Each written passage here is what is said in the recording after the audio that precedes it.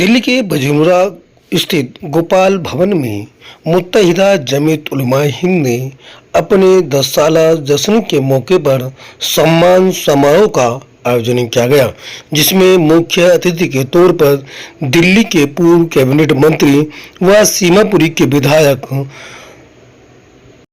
राजेंद्र पाल गौतम व अतिथि के तौर पर एसडीपीआई के राष्ट्रीय उपाध्यक्ष शरफुद्दीन एडवोकेट, दिल्ली उर्दू एकेडमी के उप चेयरमैन हाजी ताज मोहम्मद, दिल्ली नगर निगम के स्थायी कमेटी के सदस्य और श्री राम कॉलोनी के पार्षद आमिर मलिक, मुस्तफाबाद वार्ड से निगम पार्षद सबीला बेगम के पति हाजी खुशनू, मिशन जय भीम के राष्ट्रीय महासचिव पुष्पांकर देव समेत आरिफ मलिक, सुहेल सैफी आदि लोगों ने शिरकत की।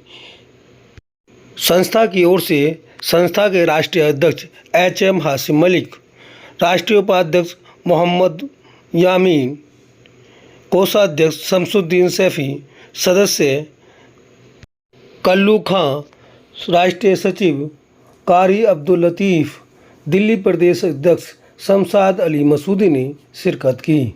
HM हासिम मलिक ने आए मेहमानों का फूल मालाओं और साल पहना के स्वागत किया गया।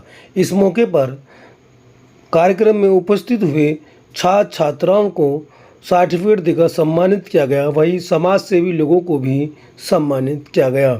इस मौके पर पत्रकारों को भी सम्मानित किया गया। संस्था के अध्यक्ष और कमेटी के लोगों ने कहा कि हम एजुकेशन पे बेहतर काम कर रहे हैं और आगे पूरे मुल्क में बेहतर काम करेंगे, गरीबों की मदद करेंगे, स्वास्थ्य पे काम करेंगे।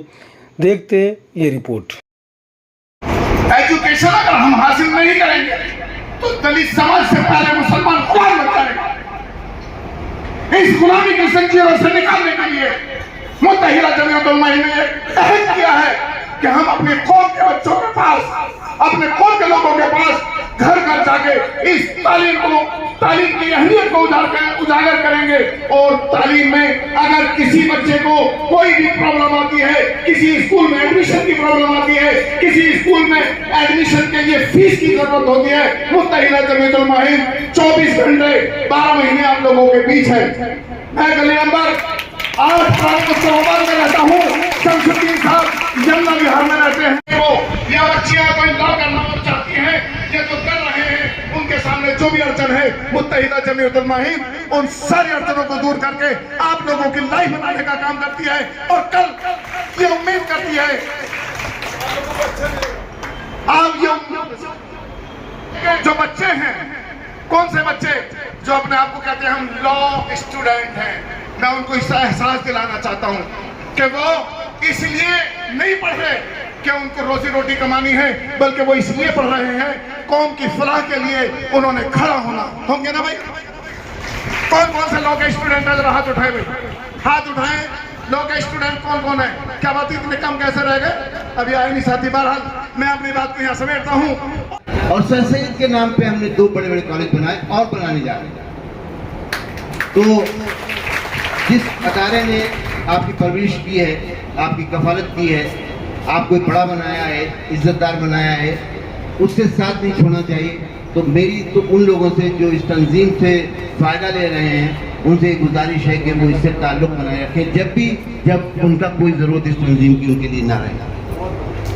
देखिए, तंजीम जो है, वो जो अदारे हैं, वो कौम की इज्जत होते हैं।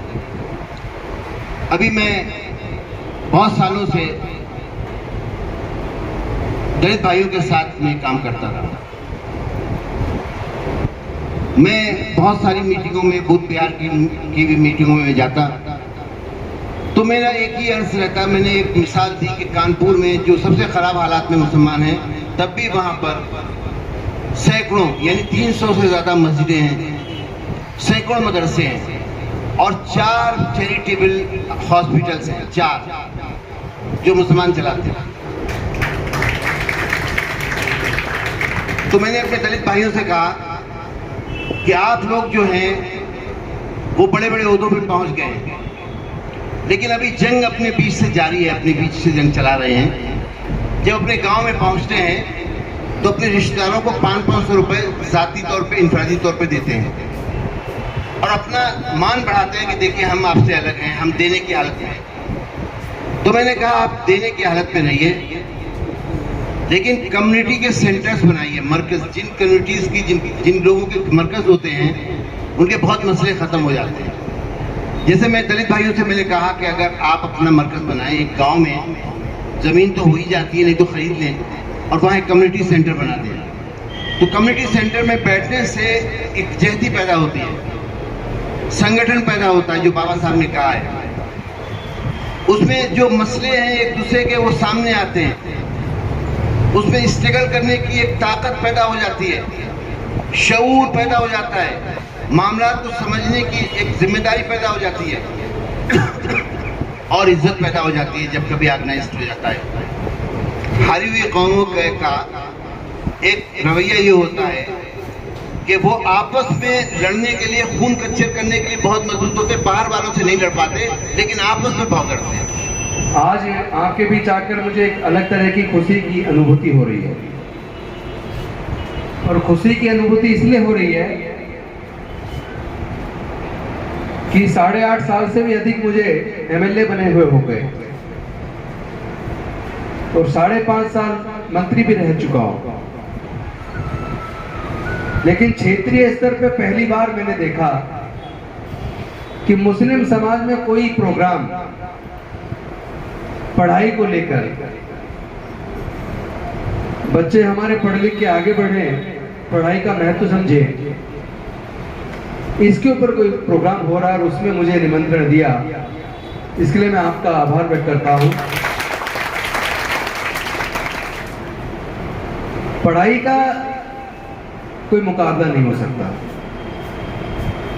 दुनिया में सबसे ताकतवर कोई चीज है तो ज्ञान है, जो पढ़ के हासिल किया जा सकता है, बुजुर्गों की संगत में बैठकर सुनकर हासिल किया जा सकता है, डॉक्यूमेंट्री फिल्म्स देखकर हासिल किया जा सकता है, अखबारों को पढ़कर हासिल किया जा सकता है। यानी जहां से भी ज्ञान मिले उसको ले लेना चाहिए। बड़ों से मिले तो ले लो, बच्चों से मिले तो भी ले लो, क्योंकि कई बार छोटे छोटे बच्चे भी ऐसी ज्ञान की बात कर देते हैं कि बुजुर्ग भी दंग रह जाते हैं कि वे ये बात मैंने क्यों नहीं सोची। लेकिन ज्ञान को के असली अर्थ को समझना पड़ेगा, शिक्षा के अर्थ को समझना पड़ेगा। शिक्षा का मतलब केवल ग्रेजुएशन करना, पोस्ट ग्रेजुएशन करना, प्रोफेशनल कोर्सेज करना नहीं है। आप पढ़ लिए, किसी व्यापार में चले गए, किसी प्रोफेशनल फील्ड में चले गए या नौकरी में चले गए, ये तो आपको अपने आजीविका का साधन बनाने का आपने माध्यम बना दिया। लेकिन ज्ञान का असल मतलब सच को जान लेना, अच्छे और बुरे का अंतर करना सीख लेना। ज्ञान व्यक्ति को जो ताकत दे सकता है, दुनिया में कोई दूसरी चीज वो ताकत नहीं दे सकती। आप इस बात से अंदाजा लगा लीजिए कि भारत में दलित, पिछड़े, आदिवासियों को लगभग 3000 साल तक धर्म के आधार पर पढ़ने से वंचित रखा, संपत्ति से वंचित रखा, व्यापार से वंचित रखा, ज्ञान से वंचित रखा। इसकी वजह से, और साथ साथ केवल दलित, पिछड़े और आदिवासी नहीं, बल्कि देश की महिलाओं को भी पढ़ने से, ज्ञान से, धन से, संपत्ति से और व्यापार से वंचित रखा। यानी देश में लगभग 90% लोगों को पढ़ने से, ज्ञान से, संपत्ति से और व्यापार से वंचित रखा। यही कारण है कि भारत दुनिया के सामने बहुत पिछड़ गया। लेकिन इस ज्ञान में कितनी ताकत होती है, अगर इसका सही मायने में कोई आपको एग्जाम्पल देखना है तो आप डॉक्टर बाबा साहेब अम्बेडकर के जीवन संघर्ष को पढ़ लीजिए। देखिए, मेरा नाम हाफिज मोहम्मद हाशिम मलिक है। मुत्तहिदा जमीयत उलमा हिंद का मैं कौमी सदर हूँ और ये जो हमारी तंजीम है, इस तंजीम का काम सिर्फ और सिर्फ एजुकेशन यानी तालीम की बढ़ोतरी के लिए हम लोग काम कर रहे हैं। हमारी पूरी टीम हमारे साथ है और जो गरीब बच्चे हमारे इलाके में नहीं बल्कि पूरी दिल्ली ही नहीं बल्कि पूरे मुल्क में जहाँ जहाँ भी हमारी पहुँच है, हम उन गरीब बच्चों को तालीमी हिरस दिलाने के लिए, उनको कॉन्फिडेंस में लाने के लिए, भरोसे में लाने के लिए हम लोग काम कर रहे हैं। हाँ सर, मेरा सवाल ये है, अभी आपने कहा कि दिल्ली नहीं पूरे हिंदुस्तान में जहाँ भी गरीब बच्चे हैं उनको तालीम दिलाने के लिए आप कोशिश करें, तो वो बच्चे आपसे किस तरह से रास्ता कायम करें? क्योंकि कुछ दूर दराज के इलाके कुछ गाँव है, तो किस तरह से आप देखिए, बिहार में हमारी यूनिट है, खगड़िया ज़िले में वहाँ हमारी यूनिट है। तो वहाँ के जो हमारे प्रेसिडेंट हैं बिहार के, वो उस इलाके के लोगों से रब्ता करके वो हमारे तक पहुँचाते हैं। ऐसे ही उड़ीसा में हमारे उड़ीसा के सदर हैं, वो वहाँ के गांव देहात के लोगों जो भी ज़रूरतमंद लोग होते हैं उन लोगों से रब्ता करके हम लोगों तक पहुँचाते हैं। तो अगर बात की जाए अभी करंट की, तो कितने बच्चे ऐसे हैं जो अदर स्टेट हिंदुस्तान के जो आपसे जुड़ रहे हैं और लाभ उठा रहे हैं? देखिए, आज का जो प्रोग्राम था ये दिल्ली का था, ये बाहर वालों का नहीं था। बिहार वालों का बिहार में होता है, उड़ीसा वालों का उड़ीसा में होता है, राजस्थान वालों का राजस्थान में होता है। तो यहाँ दिल्ली में हमने तकरीबन 15 बच्चे वो हैं जिनकी जो हमारी कोशिशों से लॉ कर रहे हैं अल्हम्दुलिल्लाह, और तकरीबन 10 बच्चे ऐसे हैं जो मेडिकल से रिलेटेड हैं, वो अलग अलग कोर्स कर रहे हैं। सर, आप आज 10वां सालाना जश्न मना रहे हैं अपनी संस्था का, तो क्या मैसेज देना चाहेंगे ऐसे बच्चों को जो पढ़ाई से दूर हैं? सक्षम तो जरूर है, पैसा भी सब कुछ है, लेकिन पढ़ाई नहीं कर पा रहे, तो क्या मैसेज देना चाहेंगे? हम तकरीबन हर तीसरे महीने काउंसलिंग करते हैं उन बच्चों की जिन बच्चों को चाहे कोचिंग की ज़रूरत हो, चाहे एडमिशन फ़ीस की ज़रूरत हो और चाहे उनको हौसले की ज़रूरत हो। हम लोग उसके लिए पूरी तरह से हम लोग उनकी सपोर्ट करते हैं। इसकी फंड कहाँ से? हमारे जो साथी हैं माशाल्लाह कोई गरीब नहीं है, हम सब लोग अपनी खैरात ज़कात भी निकालते हैं और मदद इमदाद भी निकालते हैं। और बहुत सारे साथी ऐसे यहाँ भी आए जो हमें फ़ंड देते हैं और वो फ़ंड ऐसा देते हैं कि हमारा नाम नहीं आना चाहिए, तो हम उनसे फ़ंड ऐसे इस्तेमाल करते हैं। अभी हमने कहा एक साथी से कि भाई आपको खाना देना सब साथियों के लिए, उसने कहा मेरा नाम भी मत बोलना, उसने खाना भेजा। एक आदमी ने रजिस्टर दिए, सारे के सारे रजिस्टर पेन दिए, एक आदमी ने इसका यहाँ का हॉल का खर्च उठाया अकेले आदमी ने। तो हमारी तंजीम के पास अलग से कोई फंड नहीं, बल्कि वो फंड अवामी फंड है, और जब भी हमारे किसी स्टूडेंट को ज़रूरत होती तो हम आपस में चंदा करते हैं और उन बच्चों के फीस या जो भी ज़रूरतें होती हैं उसको पूरा करते हैं। दिल्ली के स्टूडेंट जो अभी नहीं जुड़े हैं आपके साथ, वो आपसे जुड़ने के लिए किस तरह से? देखिए, आप लोग हमारा माध्यम है, सबसे पहली बात तो आप लोग माध्यम है, और इसके अलावा भी जो हमारी अलग अलग टीमें हैं उनसे वो रब्ता कर सकते हैं। क्योंकि दिल्ली में हमारा पहला प्रोग्राम है 10 साल में, क्योंकि हम पिछले 5 साल पहले हम कोचिंग सेंटर चलाते थे, 2.5 साल हमने कोचिंग सेंटर चलाया, तो लगभग दिल्ली के बहुत सारे इलाकों में हमारी शाखाएं पहले से मौजूद हैं और जितना हम काम कर सकते हैं वो हम लोग कर रहे हैं। ऑनलाइन नंबर को प्रोवाइड? जी, मेरा नंबर अगर आप चाहें तो दे दें, 9810691901। जिस तरह से दिल्ली में आज प्रोग्राम हुआ है, क्या उनको दूसरे राज्यों में आपने इस तरह से प्रोग्राम? जी, बिहार में भी किया था, उड़ीसा में भी किया था, और इंशाल्लाह बहुत जल्द हम राजस्थान में करने जा रहे हैं।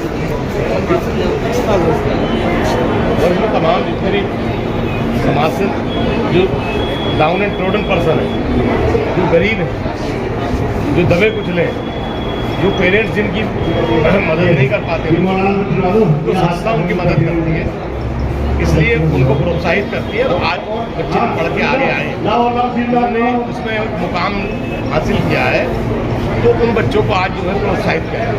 सर, ये संस्था जो है कि ऐसे बच्चों को जो है मदद करती है जो घर से कमजोर है, सिर्फ एजुकेशन के लिए मदद करती है या कुछ और भी? नहीं, फिलहाल तो एजुकेशन पे कर रहे हैं, वो चाहे मेडिकल के संदर्भ में हो, वो चाहे जो है LLB के क्षेत्र में हो, इंजीनियरिंग के क्षेत्र में हो, या 10वीं 12वीं तक पढ़ाने वाली बात है। जैसे कि मसला बेटियों की शादियों तक का शायद बेटी का तो मेरी नॉलेज में नहीं आया अभी तो एजुकेशन। ये मोहतरमा बल्ली शर्मा क्या कहना चाहेंगे ऐसे लोगों से जिनके आर्थिक जान मोहम्मद सैफी, जिनकी वो खराब है, जान मोहम्मद सैफी, पढ़ नहीं पा रहे हैं, तो उसके लिए क्या जिनकी आर्थिक स्थिति अच्छी नहीं है वो इस तरह की संस्थाओं से जुड़े, और जुड़ के रूमा बेगम। शिक्षा दें। शिक्षा ही रास्ता है, दूसरा कोई है रूमा बेगम। कोई और रास्ता है ही नहीं, मिल सकेंगे, कोई बचाता ही नहीं। और बताएं, क्षेत्र में जो पीछे हैं उन्हें आगे लाने के लिए हमने ये कार्यक्रम रखा हुआ है, क्योंकि हमारा मुस्लिम समाज जो है वो बहुत ही ज़्यादा पिछड़ा हुआ है, इसलिए उसमें जो है शिक्षा की जागृति पैदा करने के लिए हमने ये कार्यक्रम रखा हुआ है। ये पढ़ाई के लिए सारे लोग बात करते हैं, लेकिन फंड की व्यवस्था कोई नहीं करता। जो बच्चे कमज़ोर हैं वो मदद के लिए जाते रहते हैं, लेकिन वो मिल नहीं पाती। ऐसे क्या व्यवस्था की गई तो गरीब तक आपकी मदद पहुँच जाएगी?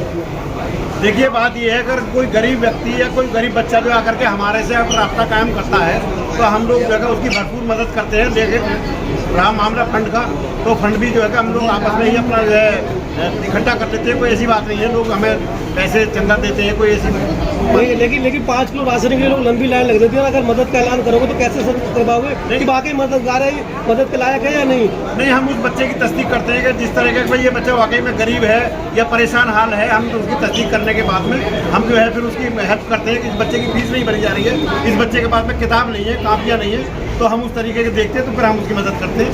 तो आगे भी कोई कार्यक्रम होगा ये आखिरी पहले? हमारा तो ये लगातार चलता रहेगा। हम तो ये समाज के बीच में उतरे हुए हैं, समाज को जागृत करने के लिए हम लोग लगातार जो है कोशिश कर रहे हैं। सर, इस मंच से देखा गया अभी कुछ बच्चे जो हैं वो लॉ की एजुकेशन ले रहे हैं, कुछ उसमें मेडिकल में हैं, तो आपकी हाईएस्ट एजुकेशन कहाँ तक जाएगी? देखिए, अगर कोई भी बच्चा हायर एजुकेशन के लिए अगर विदेश भी अगर जाना चाहे तो मुत्तहिदा जमीयतुल उलमा हिंद उसका पूरा खर्चा उठाएगी, बशर्ते ये है कि वो पढ़ के दिखाए। वो पढ़ेगा जब ही जाएगा। नहीं, मैं कह रहा हूँ वो अपने ऐसा नहीं कि हम फंड देते रहे, वो पढ़ने लिखने में सक्षम ना हो, तो अगर वो पढ़ना चाहता है तो हर सूरत में उसे पढ़ाया जाएगा, चाहे वो कोई सी भी। तो आप ये जांच किस तरह करेंगे कि बच्चा पढ़ ही रहा है, वास्तव में पढ़ रहा है, आपके पैसे का सही इस्तेमाल हो रहा है, उसकी आप किस तरह से जांच करेंगे? हम उस तरीके से जानेंगे जैसे उसने 10th पास किया है, 12th पास किया है, BA किया है, MA किया है, तो उस तरीके से उसकी डिग्रियों को देख करके हम लोग ये जांचेंगे कि भाई इसके कितने अच्छे मार्क्स हैं, तो हम उसे जो उसे मदद मुहैया कराएंगे। Thank you sir. ऐसी तालीम का एक फरजाना हमारी जिंदगी के अंदर ये करिए, हम इनके फोन पे वहाँ लगे आज दिन में कुछ कमाल की बात है। बच्चा हमारा आगे जाकर के हमारा मुस्तकबिल फरजाना रहेगा। तुम्हारा काम, अगर बच्चा प्राथमिक शिक्षा अगर मजबूत नहीं होगी तो अलहमदिल्ला बहुत अच्छा काम कर रही है। और मैं चाहूँगा कि हम लोगों को भी इसमें बढ़ चढ़ करके पॉलिटिशियनों को भी इनकी मदद करनी चाहिए और इसमें हिस्सा ले। वो बात तो आपकी ठीक है, लेकिन प्रोग्राम में इदारे को चला रहे हैं, इतनी हिम्मत का ये काम कर रहे हैं, क्योंकि ये प्रोग्राम खत्म होने के बाद में जो है वाइफ वगैरह वो देनी पड़ती है, तो उसमें सबसे पहले से आगे आए जो तो ये जो है जो इंतजामिया करनी होती है उसके तहत जो है ये काम किया जाता है। और अब ये इंतजामी फैसले सारी एक तो है ही जो भी कोई काम कर रहे हैं, मैं उनको जज्बे को सलाम करती हूँ, सल्यूट करता हूँ कि इन लोगों के पास ये बच्चे के साथ सम्मानित करो, इसका हाथ लगा के सरकार की तरफ से बहुत सारी चीज़ें मिल जाए, लेकिन ये लोग अपने ही हम लोग ताउन से आप लोगों की मदद से मीडिया की मदद से ये सब लोग इनको मिल करके चलाते हैं। और इस जज्बे को मैं इनके बार बार सलाम करता हूँ कि इस कंडीशन तक ये लोग पहुँचा रहे हैं। हम सब लोगों को भी मैं बार बार कहना चाहूँगा और चाहिए।